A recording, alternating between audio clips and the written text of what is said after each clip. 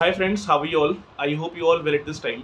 So guys, आज का video होने वाला है एक बहुत ही इंटरेस्टिंग टॉपिक के ऊपर, और टॉपिक है एक नया एनएफओ।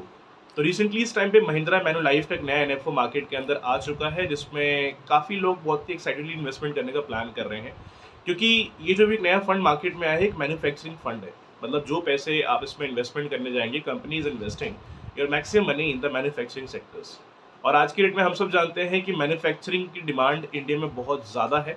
पिछले काफ़ी टाइम से ये सेक्टर ग्रो करता आ रहा है, और आने वाले टाइम में भी ये सेक्टर ग्रो करेगा, क्योंकि मैन्युफैक्चरिंग सेक्टर अब आज के डेट में हर सेक्टर्स में देख लो बहुत तेजी में ग्रो हो रहा है, खासकर इंडिया के अंदर अगर आप देखोगे इस टाइम पे। तो वो चीज़ है, मल्टीपल कंपनीज हैं जो बाहर की विदेशी कंपनियां भी आज के डेट में मल्टीपल हैं जो इंडिया के अंदर आ रही हैं। They are also opening their branches, companies है।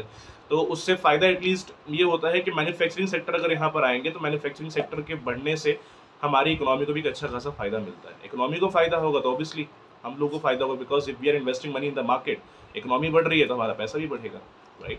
तो आइए अंडरस्टैंड करते हैं क्या फंड है, किस तरीके से आपके लिए काम करने वाला है। मैंने 7 पॉइंट्स यहाँ पे बनाए हैं इस फंड को लेकर के अपने लैपटॉप पीपीटी के अंदर, और उसी के माध्यम से अंडरस्टैंड करने वाले हैं कि ये फंड आप लोगों के लिए किस तरीके से काम करने वाला है। And I am definitely sure, अगर आप इन 7 पॉइंट्स को अंडरस्टैंड कर लेते हैं तो इस फंड का ऑलमोस्ट पूरा डेटा आप लोगों के माइंड में आ चुका होगा। तो आइए आगे बढ़ते हैं। आगे बढ़ने से पहले रिक्वेस्ट है, अगर आप इस चैनल पे नए हैं तो please try to subscribe this channel, and video अगर पसंद आती है इसे आप लाइक करें, सेकंड शेयर करें। अगर हम बात करें पहले पॉइंट की, तो वो है आपका एनएफओ पीरियड कितने समय के लिए यहाँ पर होने वाला है।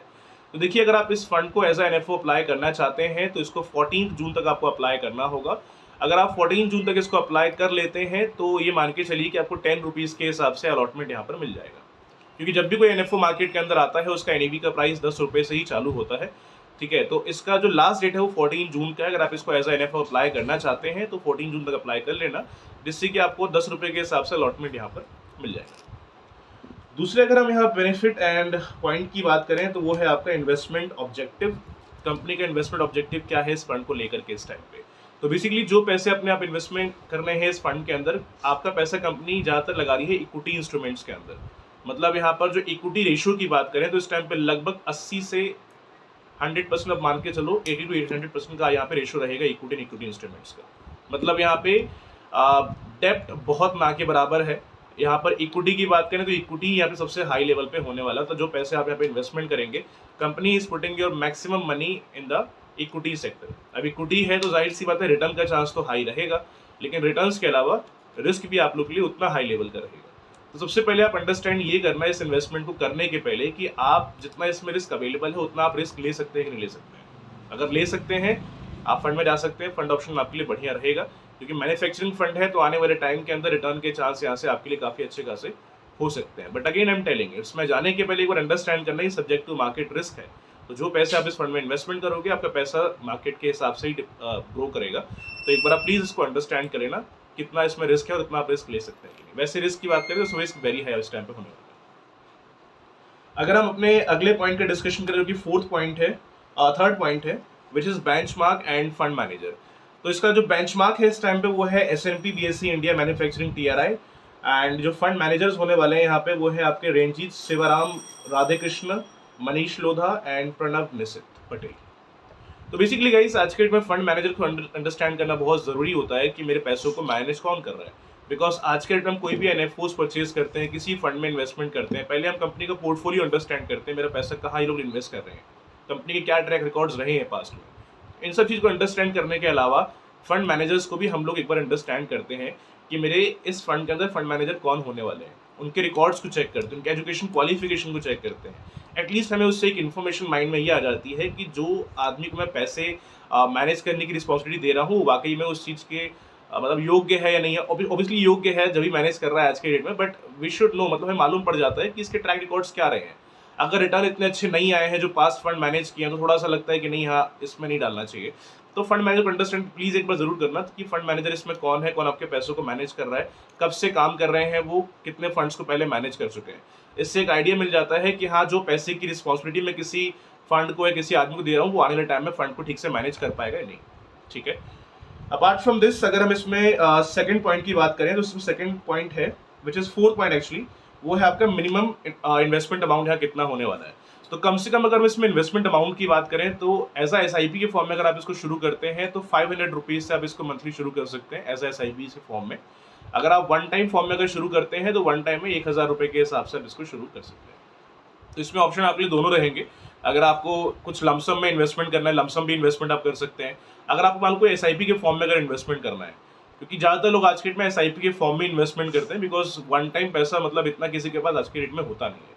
तो मल्टीपल लोग SIP के फॉर्म में इन्वेस्टमेंट करते हैं, तो इसमें कम से कम जो SIP का इन्वेस्टमेंट अमाउंट रहेगा मिनिमम वो 500 रुपये है। बाकी मैक्सिमम वो आपकी चॉइस, जितना आप लगा सकें उतना आपके ऊपर है। बट ट्राई करिए जितना ज़्यादा लगाएं उतना बढ़िया रहेगा। पूरा पैसा भी इन्वेस्टमेंट करिए, क्योंकि देखिए डाइवर्सिफिकेशन आज के डेट में बहुत ज़रूरी है। आपके पास अगर मान लो 10,000 पड़े हैं, 10 में से कोशिश करो कि इसमें 2,000 डालो। 500 तो बहुत ही लेस हो जाता है, मतलब रिटर्न भी अगर मान लो कोई फंड 20-30% भी अगर दे रहा है हर साल का एवरेज, जो कि बहुत ज़्यादा है वैसे तो, बट फिर भी आपके 500 पर इतना मज़ा आपको आएगा नहीं वैल्यू को देखने के बाद में। थोड़ा सा ट्राई करना अमाउंट थोड़ा सा आपका हाई हो, हाई होने से थोड़ा सा प्रॉफिट जब बनता है तो आप देखने में अच्छा लगता है वो चीज़। तो वैसे इसका मिनिमम 500 का इन्वेस्टमेंट अमाउंट है, बाकी अपने हिसाब से जो आपका बजट है उसके अकॉर्डिंग आप देख लीजिएगा। अपार्ट फ्रॉम दिस जो इसमें 5वां पॉइंट है वो है एलोकेशन ऑफ एसेट्स, मतलब किस सेक्टर्स के अंदर बेसिकली आपका मतलब जो इसमें इक्विटी और डेप्ट है कितना इसमें होने वाला है बेसिकली। तो इसमें जो मैंने पहले बताया, आप जो पैसे इन्वेस्टमेंट करने जा रहे हैं, कंपनी आपका मैक्सिमम पैसा लगा रही है 80 to 100% इक्विटीज़ के अंदर।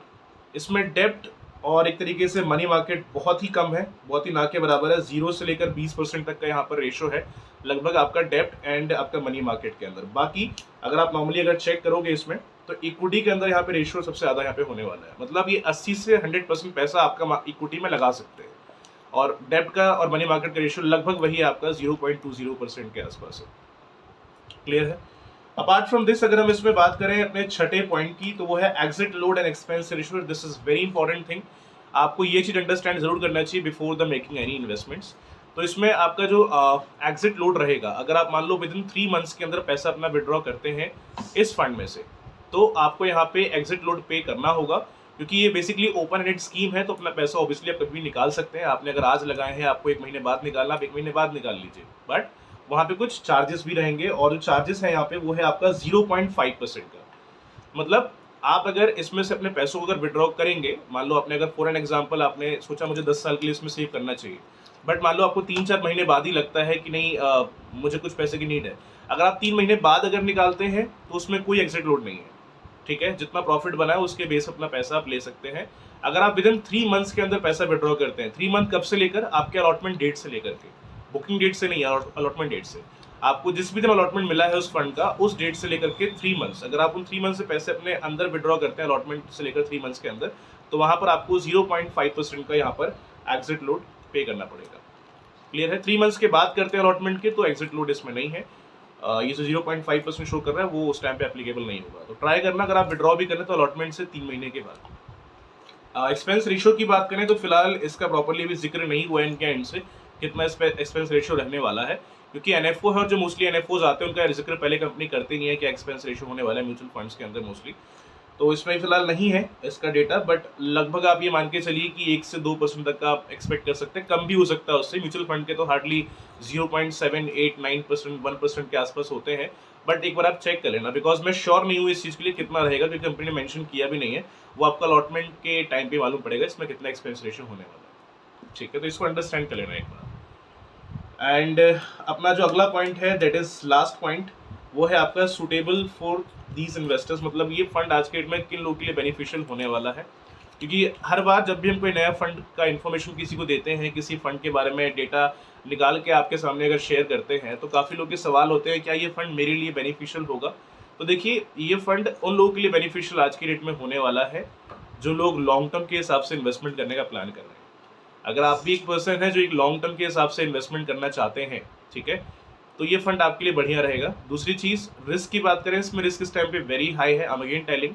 तो अपने जो भी पैसा आप इसमें लगाएं, जिस भी समय के लिए लगाएं, एक बार इसको अंडरस्टैंड करिए कि इसमें रिस्क कितना और उतना आप रिस्क बेयर कर सकते हैं कि नहीं।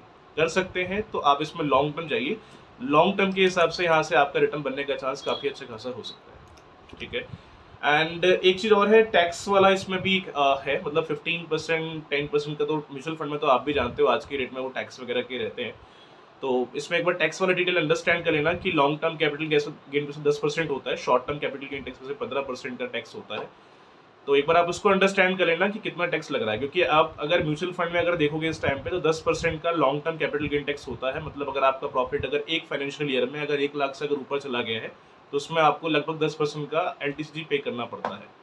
और शॉर्ट टर्म में वही 1 ईयर के अंदर कोई अगर विड्रॉ कर रहा है तो 15% का STCG होता है। इसके पीछे भी कुछ कंडीशंस हैं, एक बार आप उसको अंडरस्टैंड कर लेना सारी चीज़ों को एक बार। टैक्स वाले बेनिफिट वगैरह हम बात करेंगे, वीडियो बहुत लंबी हो जाएगी, मल्टीपल यहाँ वीडियो आपको मिल जाएंगी यूट्यूब के अंदर। इवन हमारे चैनल पर हमने जिक्र किया कई बार टैक्स सेविंग, टैक्स वाला जो बेनिफिट ATC और जो इसका है, इसमें ATC अवेलेबल नहीं है क्योंकि ये कोई यूलिप प्लान नहीं है। और ELSS में अगर आप जाओगे तो वहाँ आपको ATC मिल जाता है, बाकी इसके अंदर ATC का बेनिफिट आपका नहीं रहेगा। कई बार क्या होता है लोग इनकम टैक्स सेव करने के इरादे से भी इन्वेस्टमेंट करते हैं तो इसमें ATC का बेनिफिट आपको नहीं मिलेगा, बिकॉज ये एक ओपन एंडेड स्कीम है। और जो भी आपकी ELSS आज के डेट में आते हैं कम से कम 3 इयर्स लॉक इन पीरियड के हिसाब से आते हैं गाइस, ठीक है। तो एक बार टैक्स बेनिफिट जरूर एक बार आप अंडरस्टैंड कर लेना। टैक्स बेनिफिट तो एक तरीके से नहीं बोलेंगे क्योंकि जो पैसे अपने इन्वेस्टमेंट कर रहे हो उसके अंदर उसमें LTCG लगना ही है, STCG लगना ही है, बट एक बार अंडरस्टैंड करना कितने अमाउंट से ऊपर जाने पर कितना उसमें टैक्स लग जाता है। आपको इसकी इन्फॉर्मेशन पूरी की पूरी इंटरनेट में मिल जाएगी, आप वहाँ से एक बार इन्फॉर्मेशन से गैदर कर सकते हैं। तो गाइस आई होप ये वीडियो आप लोग काफी हेल्पफुल रहा होगा। फिर भी कुछ क्वेश्चन माइंड में अगर रहते हैं इस फंड के रिगार्डिंग, अपना क्वेश्चन आप रेज करिए कमेंट में, I will try to give the answer as soon as possible. तो मिलते हैं नेक्स्ट वीडियो के अंदर, तक के लिए हैव अ नाइस डे।